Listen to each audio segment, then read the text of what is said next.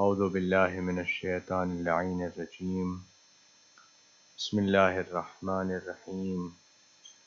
الحمد لله رب العالمين، والصلاة والسلام والتحية والإكرام على النبي الأمي العربي القرشي المكي المدني الهاشمي صاحب قاب قوسين محبوب رب المشرقين والمغربين، جد الحسن والحسين النبي الحرمين والإمام القبلتين والرسول الثقلين الذين سمي في السماء بأحمد وفي الأرض بأبي القاسم محمد.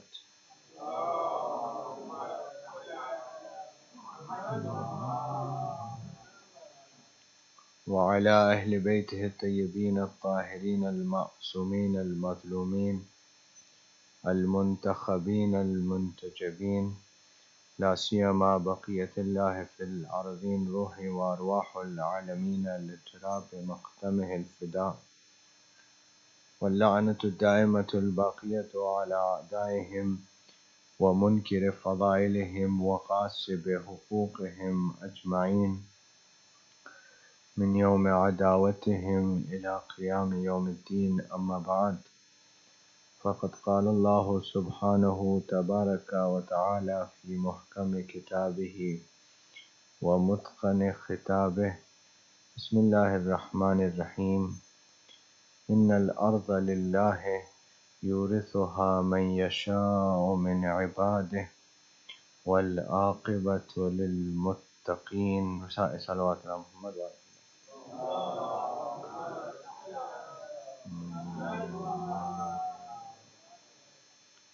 In honor of our ninth holy Imam, Imam Muhammad Taqi alayhi salam, Syed, another salawat ala Muhammad wa Muhammad, and to hasten the reappearance of our awaited Savior, Syed, third loud salawat ala Muhammad wa Muhammad.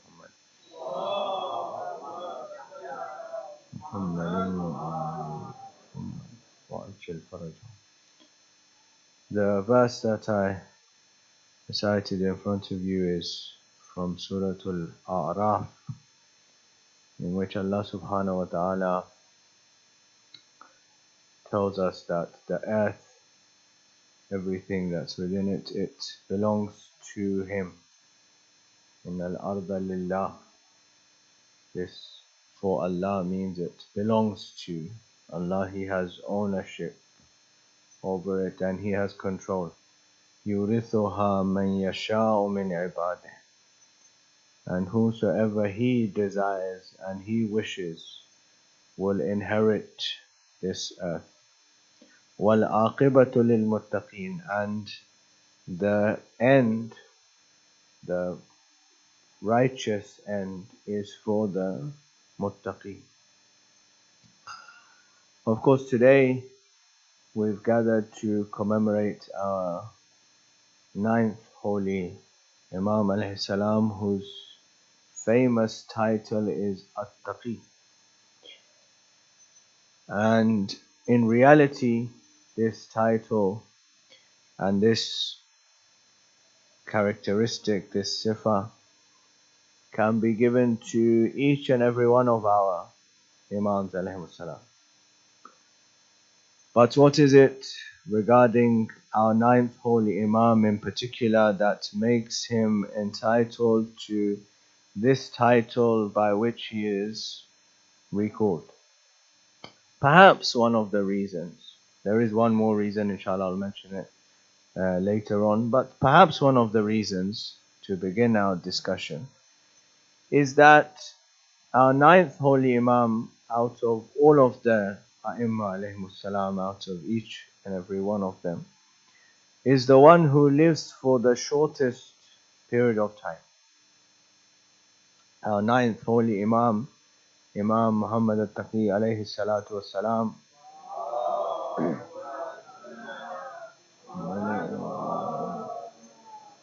is born on the 10th of Rajab in 195, and he's made shaheed on the last day of the Qada in 220.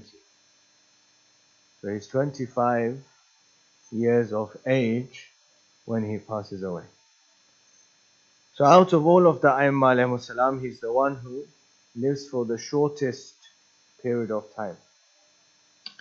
And so that is a moment of reflection that the Imam who lives for the shortest period of time, the Imam who lives, or we should say the Imam who dies while he's still young, is the Imam who's called Taqi alayhi salatu wasalam.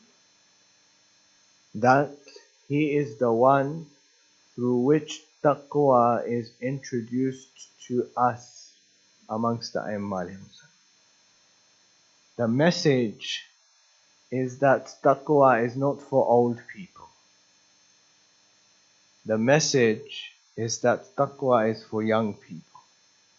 That the Imam who is the youngest out of all of them, we've called him Muhammad al-Taqi alayhi salatu wasalam.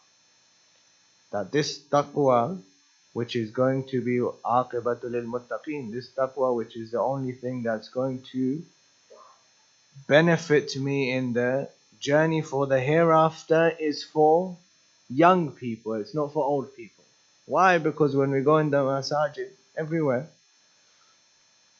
they're populated by the old people. And when you tell the young people, why don't you come to the masjid, why don't you do acts of worship, they say, when we become old, we'll do these acts of worship. When we become old, then we'll go for hajj, or we'll pray, or we'll fast, or we'll do whatever you're telling us to do. Right now we are young, we don't need to do these things. But the message from our ninth holy Imam is that the Imam who is young is the one who's preaching this message. But also, the message is also, in this last 6 weeks, I've had to participate in 5 different funerals, and many of them were for young people. And that is a reminder that I have no guarantee that I'm going to live until I'm 60 years old. And so whatever I need to do has to be done today. It has to be done now. It has to be done when I have the opportunity to do it. And this is the lesson from our ninth holy Imam. Recite Salawat ala Muhammad wa alihi.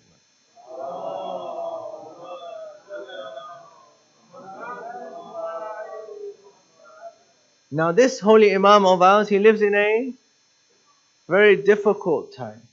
In reality, he lives in a time which is a time in which not only the Imam, but Shahadat in general, family of the Holy Prophet in general, followers of Ahlul Bayt alayhis salam in general, are going through a difficult time. And he has, despite his short life, a very significant responsibility regarding, number one, preaching the message of Islam to the people of his time, but also ensuring that the message of Islam, as it's going to be spread after him, how does he prepare for that particular time? That is also his responsibility. So inshallah we'll come to that in a moment as well, that what does he do. But initially,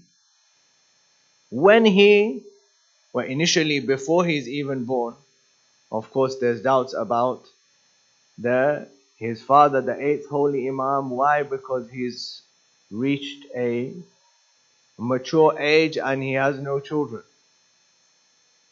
Our 8th holy Imam, Imam Ali ibn Musa Rada alayhi salatu wasalam,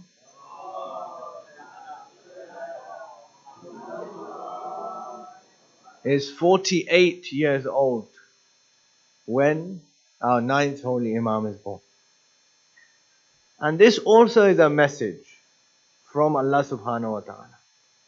That imagine you've got just the Imam previous to him, our 7th holy Imam, who spends most of his life in prison. And yet Allah subhanahu wa ta'ala gives him 37 children. Our seventh holy Imam, most of his life in prison. Yet he has 37 children. Our eighth holy Imam, not a single day in prison. Yet he has to wait until he's 48 years old for one son to be born.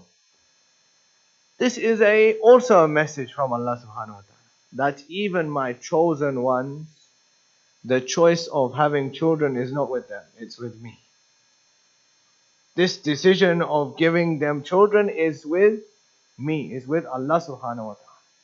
So, this is a message for you and I. And this is something that happens in society. You know, somebody gets married and then they start nagging this person, why are you not having kids? It's not in his hand. It's not in her hand. It's in Allah subhanahu wa ta'ala's hand. And when the Imam alayhi salatu wasalam has to wait, who are you and I?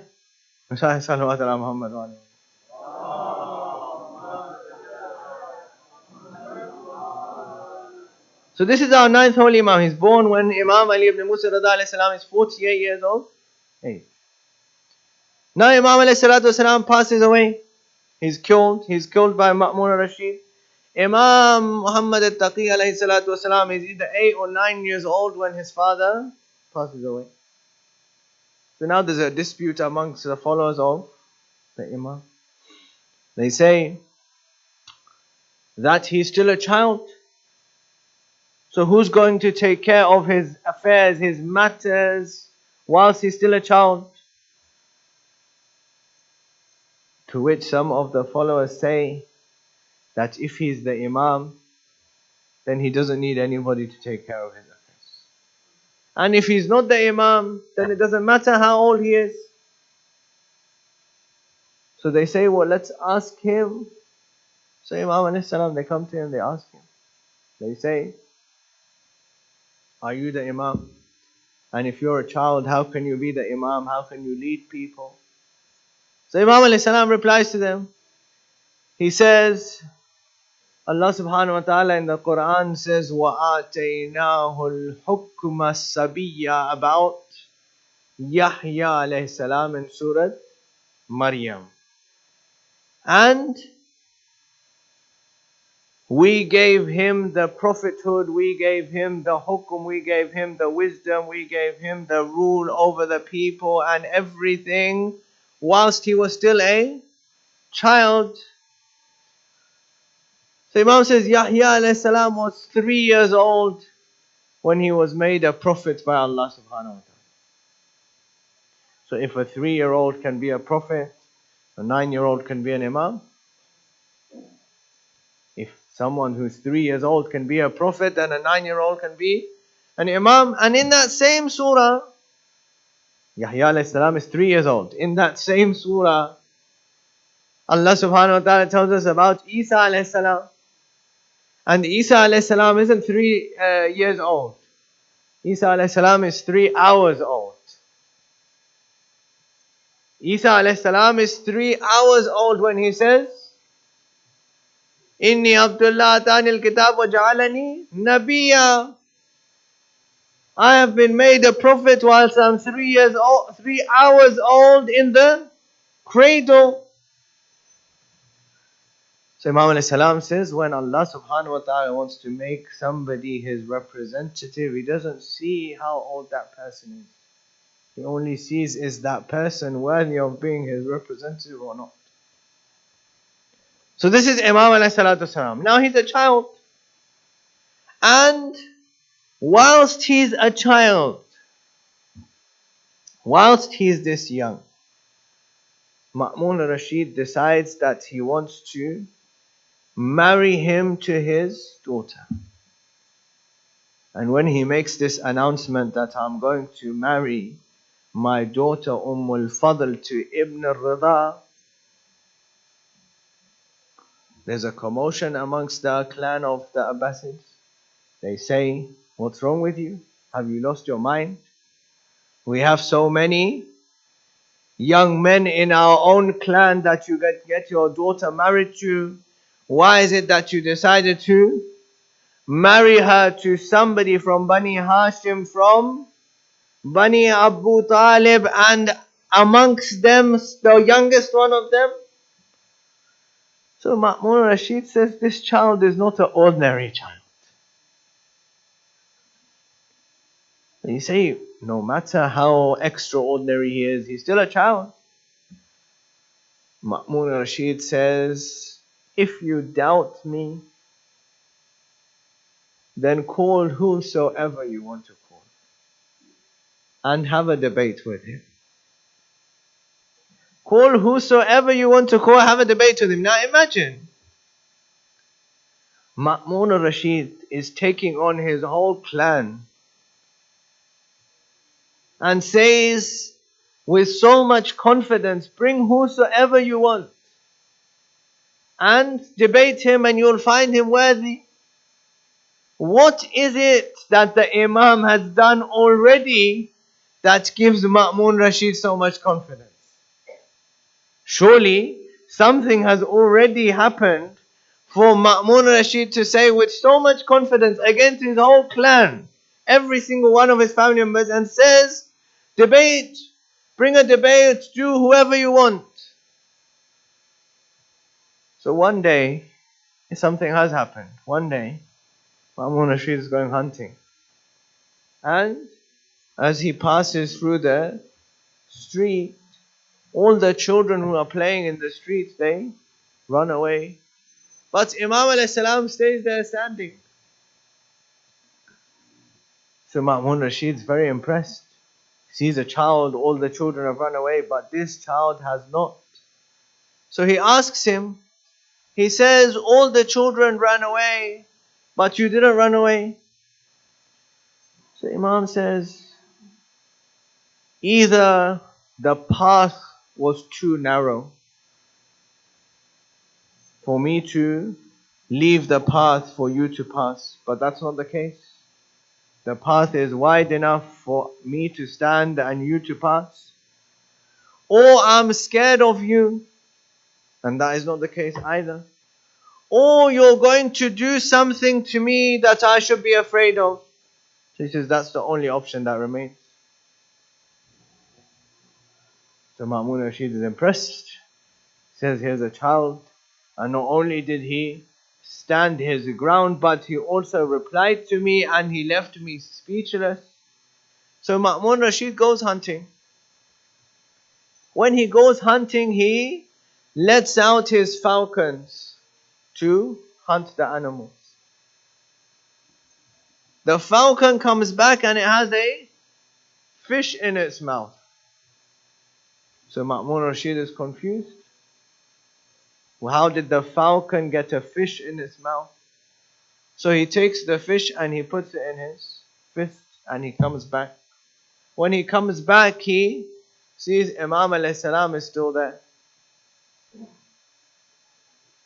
So he says to the Imam, he says, what's in my fist?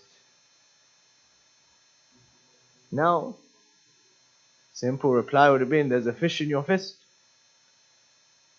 But Imam a.s. doesn't say this.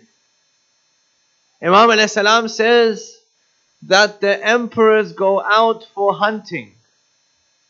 And then they let their falcons go and hunt for their animals in order to attack them. And those falcons go up into the clouds. When the tides rise, then there are small fishes in the oceans which when they rise, they go up and they stay in the clouds. Then those falcons go and get the fish in the cloud, and then the kings come back and they test the sons of Imamat. Salawat ala Muhammad wa ali Muhammad.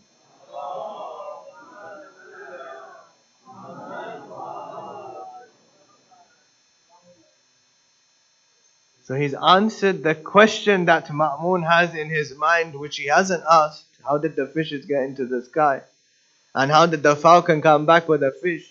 And he's also told him that the reason you did this is to test whether I am the same as my father or not. So he says, who are you?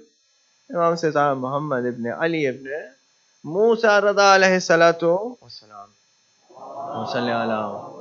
Salli ala Muhammad.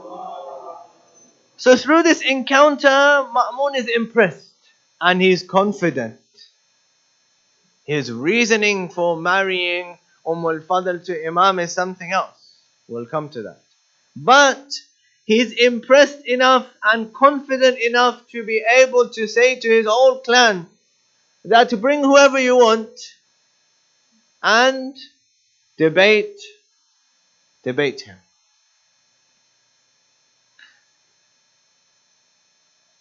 So they go out and they bring Chief Justice Qadi al-Qudat Yahya ibn Aktham, 70 years old. Chief Justice of Ma'mun Rashid. And then Ma'mun Rashid brings Imam. So Ma'mun Rashid, now this is unique to Ma'mun Rashid out of all of the Khalifas before him and after him. Ma'mun Rashid himself is a scholar. And so, he, in addition to everything else that he does, enjoys watching people debate. Because he himself is interested in debates. So he brings Imam, and they bring Yahya ibn Aktham. Yahya ibn Aktham looks, he's 70 years old, Chief Justice of the Muslim Empire. And he sees the Imam, 9 years old. And he says to Ma'mun Rashid, did you bring me here to insult me? Are you insulting my intelligence? Are you insulting my intelligence by bringing a child? What should I debate? How am I going to debate with a child? Ma'mun says, ask him, question him, you will find him worthy. Right? Ma'mun has this much confidence.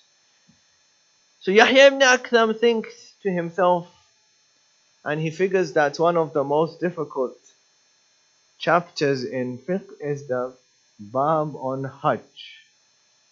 Those of you who have been for Hajj will know that as soon as you reach there, this is the most difficult chapter. It appears to be the most difficult one. And because you spend £5,000 getting there, you want to make sure everything is right as well.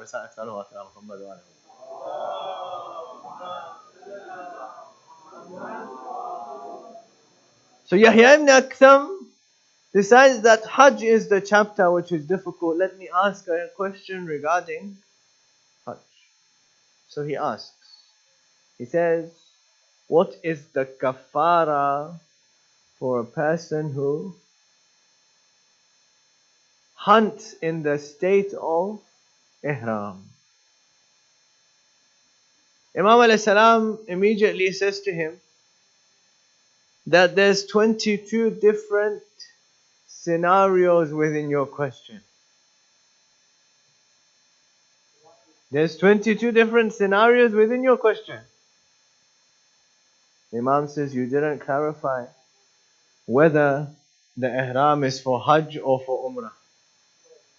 You didn't say whether the hunting was in the daytime or at night. You didn't say whether the hunting was within Masjid al-Haram or outside Masjid al-Haram. You didn't say whether the hunting was a bird or was a large animal, a four-legged animal. You didn't tell me whether the person hunting was a free man or a slave. You didn't tell me whether the person knew that hunting was haram or he didn't know. You didn't tell me whether he hunted for the first time or he was a repeat offender.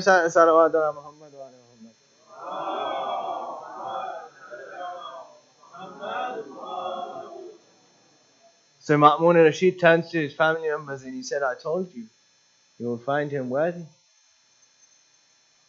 So now Imam says to him, let me also ask you a question. Yahya ibn Aktham, defeated, says, ask me, but if I don't know the answer, I will ask you. If I don't know, then I will ask you. Imam alayhi salam says, before the time of Fajr, a man looks at a woman, she's haram. At the time of Fajr, she becomes halal. Then at sunrise, she becomes haram again. At Dhuhr, she becomes halal. At Asr, she becomes haram. At Maghrib, she becomes halal. At Isha, she becomes haram. At half the night, she becomes halal. Then she becomes haram again. What is this scenario? He says, I don't know. He says, I don't know. Imam alayhi salam says, in the morning when he looked at her, she was a slave girl belonging to somebody else, so she was haram. Then he bought her, so she became halal. Then he freed her, so she became haram again. Then he did nikah with her, so she became halal. Then he did zihar. Zihar is old pre-Islamic custom where men would say to their wives, you're like my mother. Religion of Islam, Shariat of the Holy Prophet abolished it. But if somebody does that, they have to give. The woman will become haram and he has to give kafara. So he says he did zihar, so she became haram again. Then he gave kafara. Then she became halal again. Then he gave talaq, so she became haram again. Then he did ruju. Then she became halal again. In this 24-hour scenario, Imam alayhi salam mentioned all the possible halal and haram relationships between a non-mahram man and a woman. Recite salawat ala Muhammad.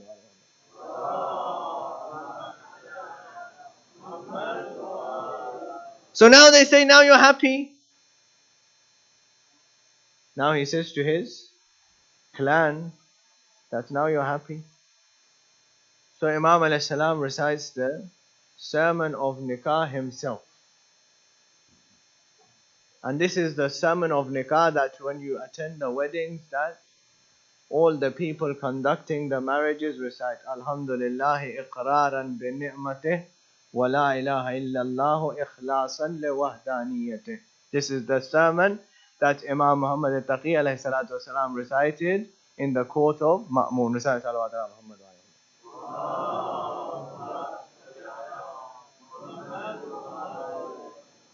So now Imam gets married. He gets married to al-Fadl. And Imam says to, and Ma'mun gives him a house in Baghdad and so on and so forth. And Imam says to Ma'mun that I don't want to live in Baghdad, I want to live in Medina.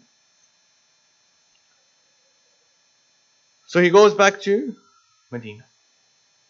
There in Medina something transpires that we find out after Imam alayhi salam is made shaheed, which is related to two very important things. One regarding his title At-Taqi, and the other regarding a famous thing that you all know, and I'm sure many of you have the tablet and the ring as well. It's called Hirz al-Jawad. Both of these things are related to this story. It's related from Sayyidah Hakima, who's the daughter of our ninth holy Imam alayhi salatu wasalam, who narrates that I went to see Al-Fadl after my father had passed away to offer condolences. And Al-Fadl was crying a lot, and then she told me this story. What did she tell? She said that one day I came into the house and I saw another woman. And I asked her, who are you? So she said that I am Samana from the clan of Ammar ibn Yasir radiyallahu ta'ala anhu, and I am the wife of Imam Muhammad Taqi alayhi salam, whose wife you are as well. So Al-Fadl says, now she's narrating herself. She says, I got in a fit of rage. I became angry. Why did Imam alayhi salam marry somebody else? And then I went to my father. So when I went to my father, he was drunk already. Al-Fadl is narrating herself. Sayyidah Hakima is narrating from Al-Fadl, who told her the story. That when I went to him, he was drunk already. So we made him more drunk. We made him more intoxicated. And then I told him that this is what's happened. He's married another woman. So he came with his servant and he stormed inside the house and he killed Imam alayhi salatu wasalam in such a way that he cut pieces of the body. Imagine. He killed the Imam alayhi salam and then he cut pieces of the body. Then he came back. Al-Fadl realizes that I made a mistake. What did I do? I made him so intoxicated and then he came and killed him. Now what's going to happen to me? So Ma'mun is back in his palace. Al-Fadl goes into the house in the morning the next day and he sees the Imam alayhi salam is fine. She sees that Imam alayhi salam, there's nothing wrong with him. Then she goes back to see her father and she says that Imam alayhi salam is fine. So Ma'mun al-Rashid also goes to see Imam alayhi salam. And he sends a message through his servant. He says, tell all the Hashimi or everyone from Bani Hashim to go and see Imam alayhi salam. And he takes with him 20,000 dinar and so on and so forth. And he goes there and he sees that Imam alayhi salam is fine. There's nothing wrong with him. Now, how does he say to the Imam that last night I came and I killed you and I cut you into pieces and nothing's happened to you? If he says it, then everything that he's trying to do will be out. So instead, Imam alayhi salam solves his problem. And he says that last night you came and you tried to kill me, but I got saved. By what? By Hirzil Jawad. By Hirzil Jawad. Now, this is the testament of the generosity of the Imam. Because why? He's also called Al-Jawad, which means the generous one. But not an ordinary kind of generous. Al-Jawad is the kind of generous who doesn't care about himself and still gives to other people. That is called Al-Jawad. The one who doesn't care about himself. He will live in difficult scenarios and situations, but he would always help other people to the extent that it's mentioned that in the lifetime of Imam Rida alayhi salatu salam, people came to complain to him and said that he leaves his house with his pockets full and he comes home with his pockets empty. So Imam Rida alayhi salam calls him and says, I want you to make sure that you never leave the house without anything in your pockets. Just in case you meet somebody who needs something, so that you can give it to them. And for this reason he's called Al-Jawad. But he's called At-Taqi. Taqi means what? The one who has taqwa. But also the literal meaning of Taqi comes from wiqaya, which means to be protected. Because taqwa is a protection against sins. So Imam alayhi salam is called, and this is mentioned in Ilal al-Sharai of Shaykh al-Suduq, that he's called At-Taqi because Ma'mun al-Rashid comes, attacks him, kills him, cuts him into pieces, but he remains protected because Allah subhanahu wa ta'ala wants to keep him protected. Through Hirz al-Jawad. Now, the generosity is not just about money. Ma'mun al-Rashid says that I want this Hirz al-Jawad. If it was someone like you or me, I would say that I know you're going to kill me. Why should I give you Hirz al-Jawad? Imam alayhi salatu wasalam says, I will write. So I will send it to you. Ma'mun Rashid says, but I want it in your handwriting. I want it in your handwriting. That dua of Hirz al-Jawad, it's in the rings, it's in the tablets that you go and purchase when you go for ziyarat. But also that dua, very short dua.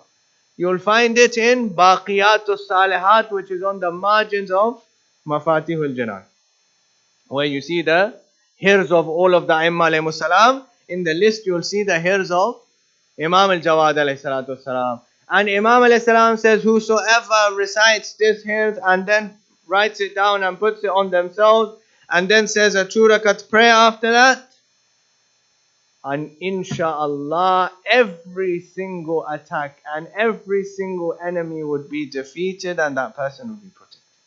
Recite salawat ala Muhammad wa ala.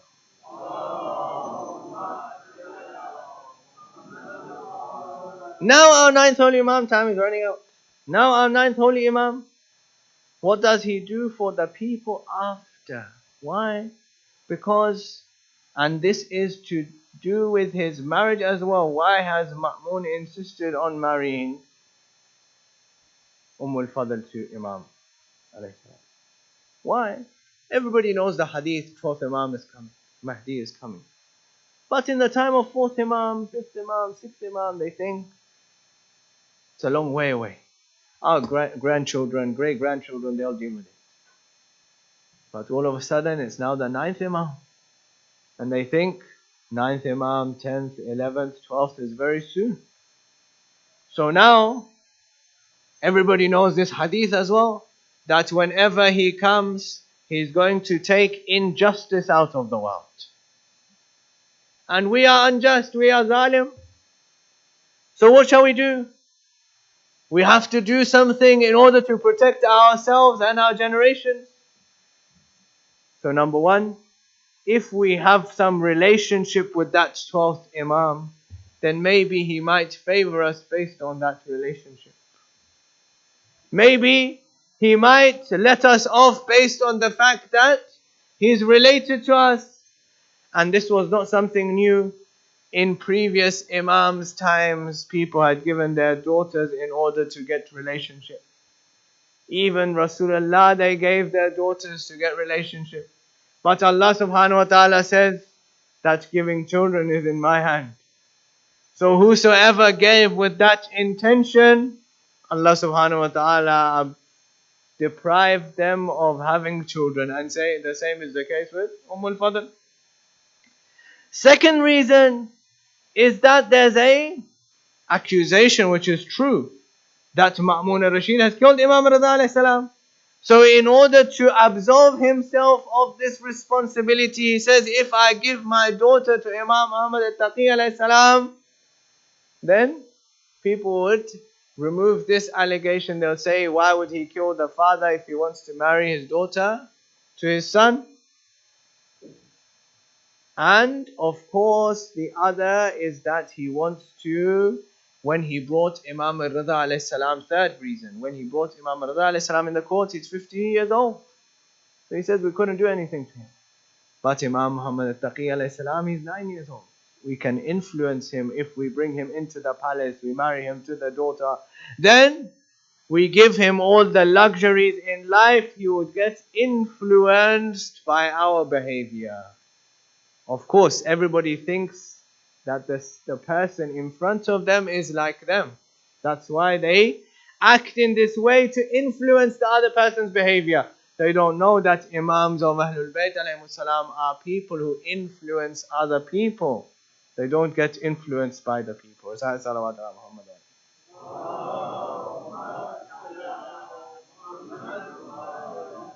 Recite one more salawat ala Muhammad wa ala.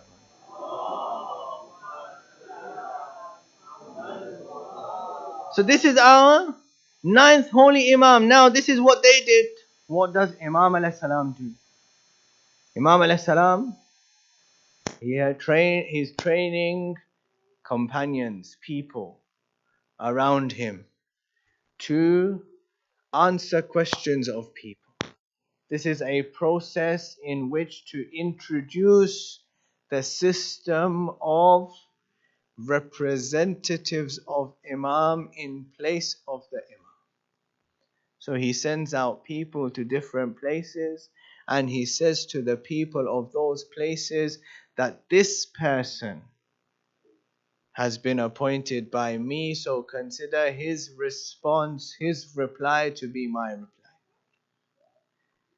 Consider his reply to your question as my reply. Consider him to be in my place to answer your questions. Why? Because right now there's access to Imam, even if it's limited, but there's going to be a time where there will be no access to Imam. So there's a process which is being followed so that people know how to deal with the ghaibat of the 12th Imam.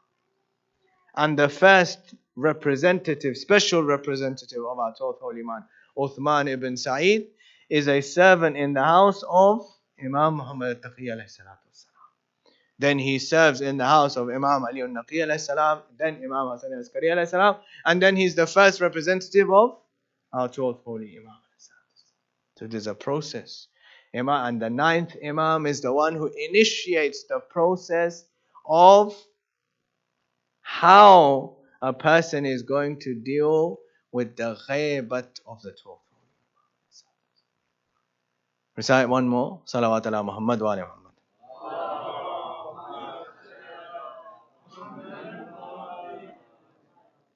اس زمانے کے تیاری کے لیے امام علیہ الصلاۃ والسلام لوگوں کو تیار کرتے ہیں، صحابیوں کو تیار کرتے ہیں، تاکہ یہ معلوم ہو کہ کس طرح سے غیبت کے زمانے میں، غیبت کے دور میں کس انداز سے اپنے سوال کا حل لینا ہے. لیکن جب تک کہ امام ہے، جب تک کہ معصوم ہے، تو ہمیشہ معصوم دربار میں آتا رہے گا، مسئلے حل کرتا رہے گا، یہ ثابت کرنے کے لیے کہ حق دینا تمہارا کام تھا، وہ تم نے نہیں دیا، لیکن مسئلے بتانا ہمارا کام ہے، وہ ہم کرتے رہیں گے. مسئلے بتانا ہمارا کام ہے، ہماری ذمہ داری ہے، وہ ہم کرتے رہیں گے. یعنی تم نے حق نہیں دیا، یہ تمہاری ذمہ داری تھی، لیکن اس کا مطلب یہ نہیں ہے کہ ہم اپنی ذمہ داری چھوڑ دیں گے. یہ پیغام، یہ میسج ہم اور آپ کو بھی ہے. یہ حق نہیں پہنچتا کسی کو بھی کہ وہ یہ کہے کہ فلاں نے اپنی ذمہ داری پوری نہیں کی تو میں اپنی ذمہ داری پوری نہ کروں. نہیں، اماموں کی طرف سے پیغام یہ ہے کہ حق چھین لیا گیا، اس کے بعد بھی ذمہ داری ادا کرتے رہے. تو امام کے چاہنے والے کے لیے بھی یہی پیغام ہے کہ چاہے حق چھین لیا جائے، ذمہ داری ادا کرنا ہماری ذمہ داری ہے. ذمہ داری ادا کرنے میں کوتاہی نہیں ہونی چاہیے. امام علیہ السلام کو ایک مرتبہ دربار میں بلایا گیا، بحث ہوئی، ایک شخص کو لایا گیا کہ جو چوری کرتے ہوئے پکڑا گیا، اور اس نے اقرار کیا کہ ہاں میں نے چوری کی ہے. تو اب یہ بحث ہوئی کہ اس پر حد کیسے جاری کی جائے. دربار میں علماء، فقہا، دانشور سب بیٹھے ہوئے ہیں. معتصم عباسی کے جو مامون کا بھائی تھا، مامون کے بعد خلیفہ ہوا، اس نے پوچھا کہ ہاتھ کہاں سے کاٹا جائے گا. تو ایک فقیہ نے، ایک عالم نے جواب دیا کہ ہاتھ کاٹا جائے گا کلائی سے. کیوں؟ اس لیے کہ تیمم کی آیت میں ہاتھ کا تذکرہ کیا گیا ہے اور تیمم کلائی تک ہوتا ہے.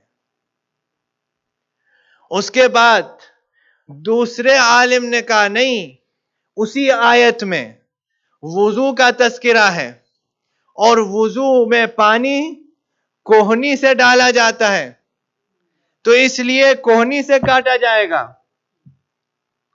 تیسرے عالم نے کہا نہیں، ہاتھ جو ہے وہ کاندھے سے کاٹا جائے گا، اس لیے کہ کوہنی اور کلائی دونوں اس میں شامل ہوتے ہیں.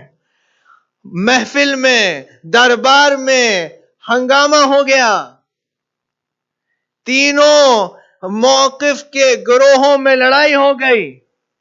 معتصم عباسی نے کہا کہ محمد ابن علی، اے ابو جعفر، آپ فرمائیے.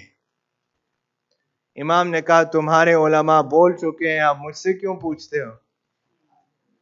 تمہارے علماء بول چکے ہیں، آپ مجھ سے کیوں پوچھتے ہو؟ کہا نہیں، قسم ہے خدا کی کہ آپ فرمائیے. امام نے کہا قسم کھائیے تو سنو،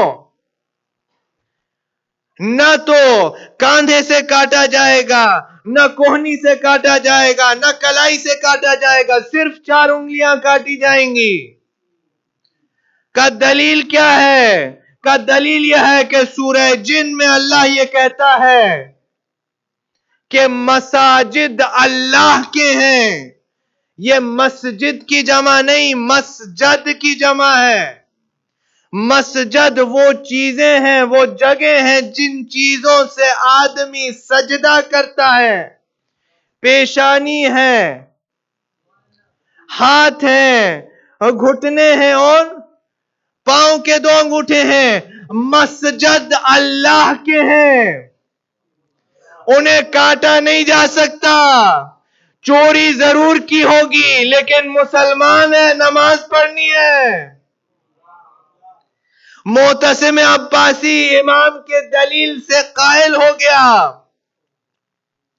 معتصم عباسی امام کی دلیل سے قائل ہو گیا، اس کی انگلیاں کاٹی گئیں، سب دربار چلا گیا. لیکن اثر کیا ہوا؟ اثر تو یہی ہوا نا کہ بڑے بڑے بزرگ بڈھے بڈھے لوگ بے عزت ہو گئے اور امامت سرخرو ہو گئی. امامت کا بول بالا ہو گیا، امامت کا فخر ہو گیا. تو ان بزرگوں میں سے کچھ دنوں کے بعد ایک معتصم عباسی کے پاس آیا اور کہنے لگا کہ اب جو ہو گیا وہ تو ہو گیا، لیکن آئندہ خیال کیجیے گا، آئندہ خیال کیجیے گا. کا کیا مطلب؟ کہا بھرے دربار میں نوکر بھی تھے، جھاڑو دینے والے بھی تھے، پوچھا کرنے والے بھی تھے، عوام بھی تھے، خواص بھی تھے، علماء بھی تھے، جہلا بھی تھے. ان سب کے سامنے ہم سب کی بے عزتی ہو گئی اور خاندان اہل بیت کی عزت میں اضافہ ہو گیا. اگر یہ ہوتا رہا تو کہیں ایسا نہ ہو کہ لوگ آ کر یہ کہیں کہ جب سوالوں کے جواب ان کو معلوم ہے، جب مسئلے کے حل ان کو معلوم ہے، تو پھر خلافت کا حق بھی انہی کا ہے. یہ کرسی جو اتنی محنت سے آپ نے لی ہے وہ کہیں چلی نہ جائے، یہ میں آپ کی خیر خواہی میں کہہ رہا ہوں. اس بات کا اثر بھی معتصم عباسی پہ ہو گیا کہ بات تو صحیح ہے، کرسی، خلافت، اقتدار یہ سب بڑی مشکل سے حاصل ہوا ہے. اب اگر اتنی سی باتوں کے اوپر وہ چلا جائے تو اس کا تو خیال کرنا پڑے گا. اب چلا کیسے جائے، مسئلے کے حل لوگوں کو معلوم نہیں ہے، تو اب صرف راہ ایک ہی رہ گئی ہے کہ ان کو جان سے مار دو. عزیزان محترم، آپ نے سنا ہے، پڑھا بھی ہوگا کہ عباسی دور خلافت میں سنہرا دور تھا اسلام کا.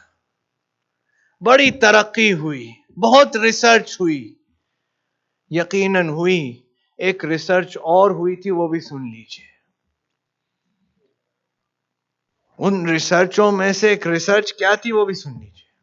مجلس تمام کر دی میں نے، آپ گریہ کریں گے. مجلس تمام. ریسرچ اس بات پہ ہوئی کہ کھانے میں زہر کیسے ڈالا جائے تاکہ یہ معلوم نہ ہو کہ اس کھانے میں زہر ہے. ظاہر ہے اگر کھانے کو، پھل کو توڑ دیا جائے گا پھر اس میں ڈالا جائے گا تو یہ معلوم ہو جائے گا کہ اس میں زہر ہے، کوئی کھائے گا نہیں. لیکن ڈالنا بھی ہے اور معلوم بھی نہ ہو کہ کیسے ڈالا گیا. تو ایک ریسرچ ہوئی. کیا ریسرچ ہوئی؟ کہا انگور سب سے اچھا پھل ہے، سب سے مزیدار پھل ہے، سب سے بہترین پھل ہے، اور دھاگے کے اوپر زہر لگاؤ اور دھاگے کو پھل میں پیوست کر دو تو دھاگا دوسری طرح سے نکل آئے گا. یہ پتہ بھی نہیں چلے گا کہ زہر جو ہے وہ ڈال دیا گیا.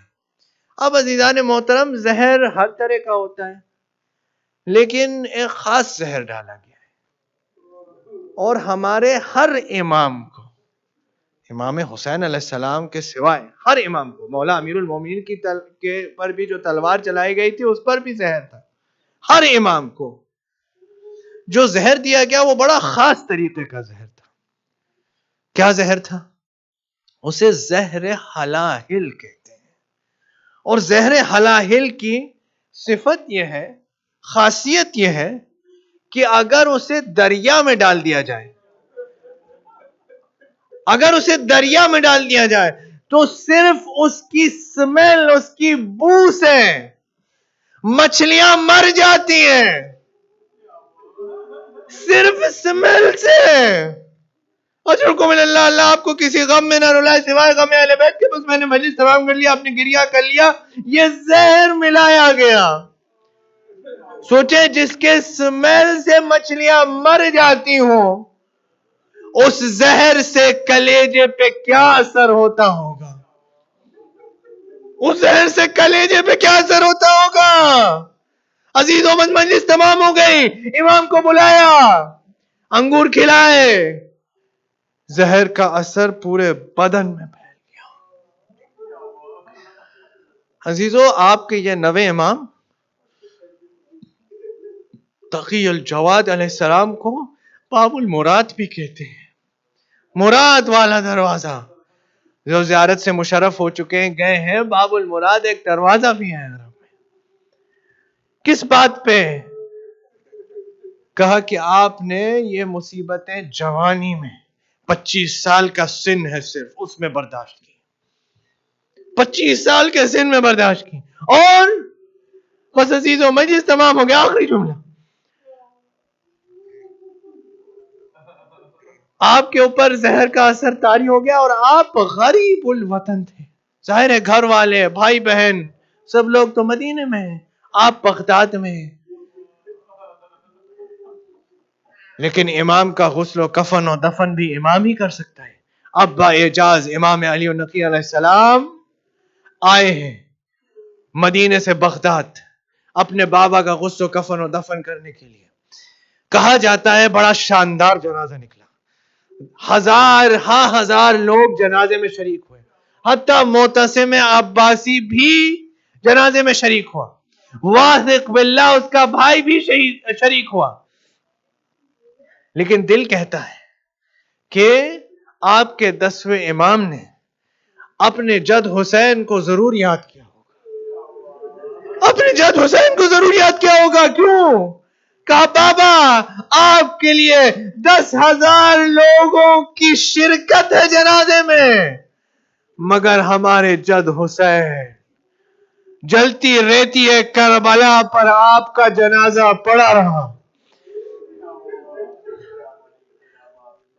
بیٹا موجود مگر زنجیروں میں جھکڑا ہوا۔ 3 دن کے بعد جب واپس آئے سید سجاد، عزیزوں سنیے گا، گریہ کیجئے اور مجلس تمام ہو گئی۔ عزیزوں بس اس بات پر سوچ کے رو لیجئے کہ جب بنی اسد آئے،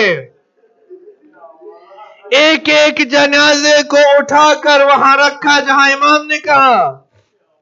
جب سب دفن ہو چکے تو امام نے سب سے کہا پیچھے ہو جاؤ، سب سے کہا پیچھے ہو جاؤ، اور امام نے ابا کا دامن کھولا اور اپنے بابا کے جسم کے ایک ایک ٹکڑے کو اٹھاتے گئے اور سمیٹتے گئے اور پھر قبر مطہر میں رکھ دیا۔ کہا میرے بابا کو شہادت کے بعد یہ اذیت بھی برداشت کرنی پڑی کہ جنازے کے اوپر گھوڑے دوڑا دیے گئے۔ بس عزیزوں ایک جملہ اور سنیے، گریہ کیجئے، مجلس تمام۔ فاطمہ زہرا پر روتے ہیں، ایک ہی پسلی تو شکستہ ہوئی تھی، حسین کا ہر ایک ایک ہڈی ٹوٹ گئی۔ الا ولعنۃ اللہ علی القوم الظالمین وسيعلم الذین ظلموا أي منقلب ينقلبون انا للہ وانا الیہ راجعون۔ پروردگار سے دعا ہے کہ ہماری قلیل عبادت کو اپنی بارگاہ میں شرف قبولیت عطا فرمائے، ہمارے گناہوں کو معاف فرمائے، مرحومین کی مغفرت فرمائے، ان کے درجات کو بلند فرمائے، شیعان حیدر کرار دنیا میں جہاں کہیں بھی ان کی عزت، آبرو، جان و مال کی حفاظت فرمائے، ہمیں اہل بیت عصمت و طہارت کی سیرت طیبہ پر عمل پیرا ہونے کی توفیق عنایت فرمائے، دنیا میں ان کی زیارت اور آخرت میں شفاعت نصیب فرمائے، ہمارے آقا اور مولا کے ظہور میں تعجیل فرمائے، ہمیں ان کے اعوان و انصار میں سے قرار دے۔ ربنا تقبل منا انک انت السمیع العلیم بحق محمد و آلہ الطاہرین ماتم حسین۔